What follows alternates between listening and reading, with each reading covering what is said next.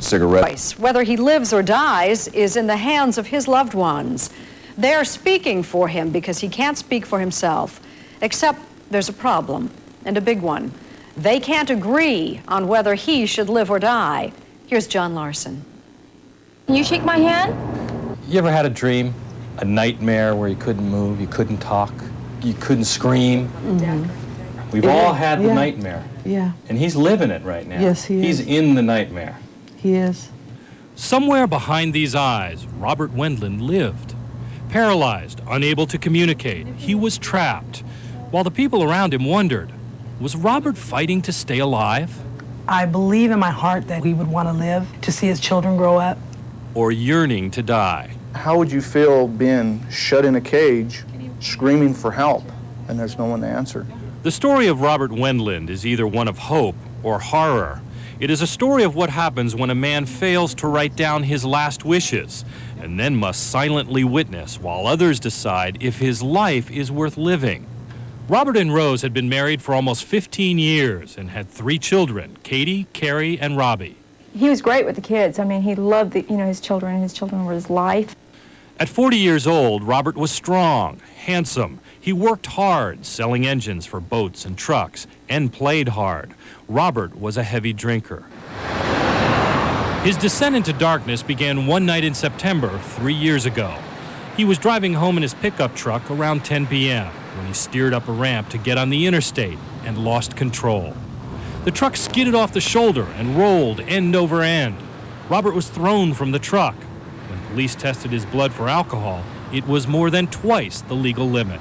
When I saw him, he had a bolt in his head, and his head was real swollen, and he had tubes everywhere, and he was real dirty. Robert's wife, Rose, learned that Robert's brain had twisted in his skull and was seriously damaged. Robert was in a coma. I was scared. I didn't know if he was going to get better at that point. I just knew that I had to try.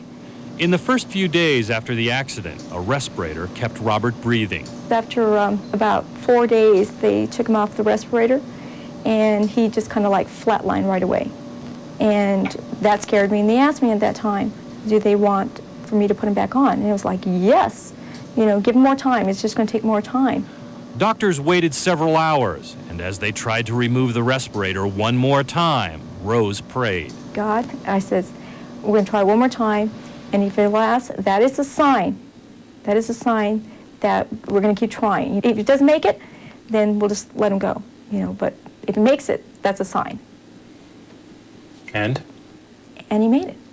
Robert was alive, but unconscious, unresponsive.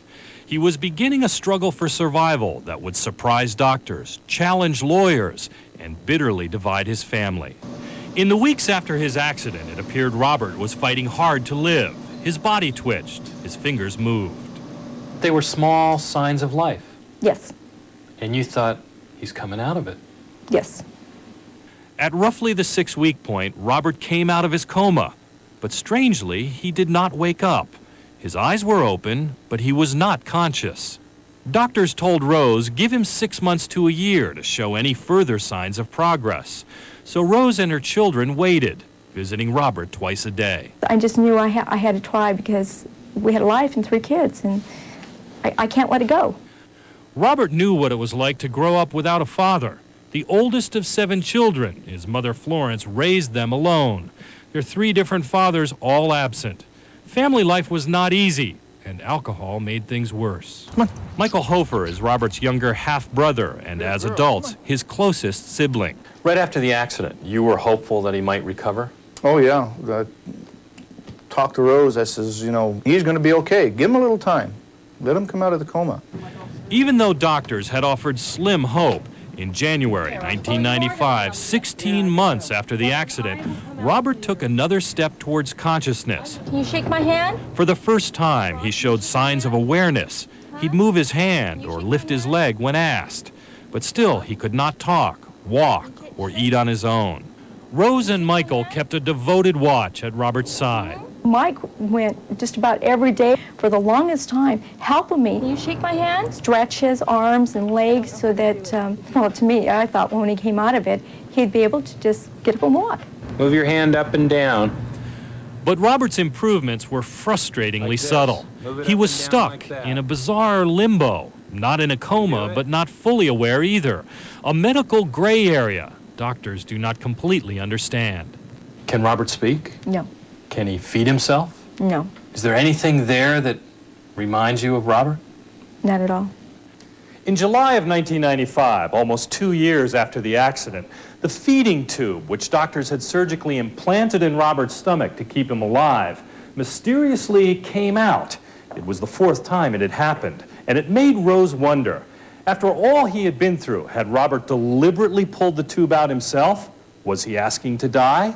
When Robert pulled out the feeding tube for the 4th time, or the feeding tube came out, or however you want to, it's gone. It was Katie and Carrie's decision to sit down with me and said, Mom, you're not going to do this again. You're not going to put Dad through this again. They're the ones that brought it up. And then they asked me, don't do it. Rose, the children, and Michael had reluctantly arrived at an agonizing fork in the road. The prognosis for Robert was grim. Should he be kept alive, likely trapped in this vague, semi-conscious state for the rest of his life? Or should his feeding tube be removed, allowing Robert to die? Finally, Rose was ready to accept what she says she knew all along. Robert would want to die. How hard was that? Oh, it was devastating. Yeah. It's hard. But Rose was amazed at what happened next. I received an anonymous phone call. Deborah Hofer is one of Robert's half-sisters. And the person on the phone told me in a very urgent voice that I needed to call Robert's doctor to find out what they were going to do with him. She did. And then Deborah told her mother Florence and sister Rebecca in 2 days Robert would be moved to a convalescent hospital where they would take away his feeding tube and he would die. The doctor said we planned to move him and pull his food and water. And I told them over my dead body. Should Robert Wendland be kept alive or allowed to die? When we return, a remarkable videotape. Robert, grab the red peg. Good. Sky Rat, this is Dirty Bird. I've spotted a gold mine with a freshly washed. Doctors know how much he understands. But does he want to live or die? And who would he want to make that decision? Once again, here's John Larson. When Robert's mother and 2 of his sisters heard of Rose's plan to withdraw Robert's feeding tube, they got busy making a case that Robert would want to live. They hired a lawyer and got a court order to keep Robert's feeding tube connected and alerted the media. The Robert that I grew up with, that I knew, was a very Stubborn, mule-headed bull-headed person.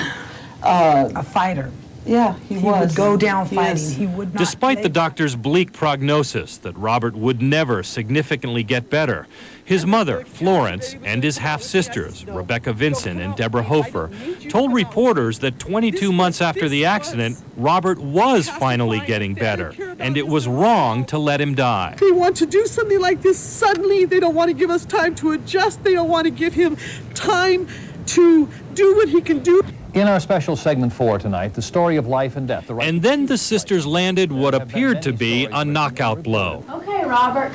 A videotape made by Robert's therapists, without Rose's knowledge, was aired on local television and suggested Robert was making real progress. Okay, Robert, grab the cup. Robert grabbing a cup, There you go. The red distinguishing peg, between colors, grab the red peg. Good. Excellent.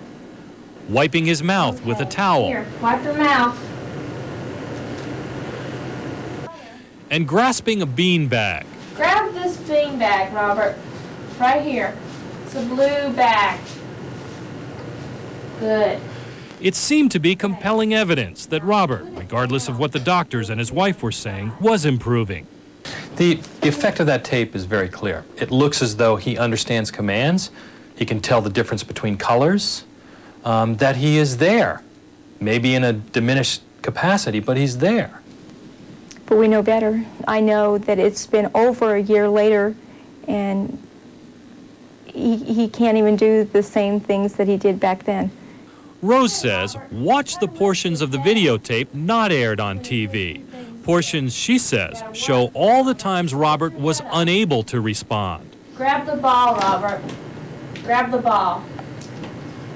Here, Robert. Grab the ball. No matter how long it took. Here's a cup and a spoon. Take the spoon, Robert. Take the spoon.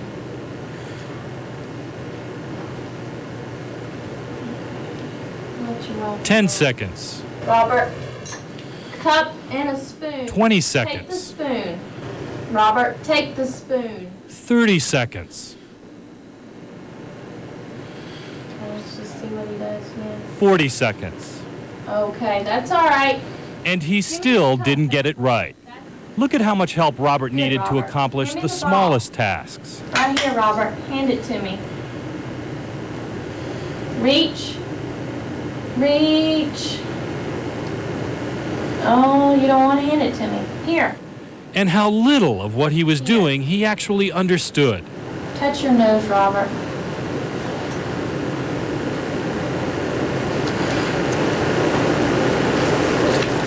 If you ask me, did he with help, did he grab it? Yeah, he did. Does he know what he's doing?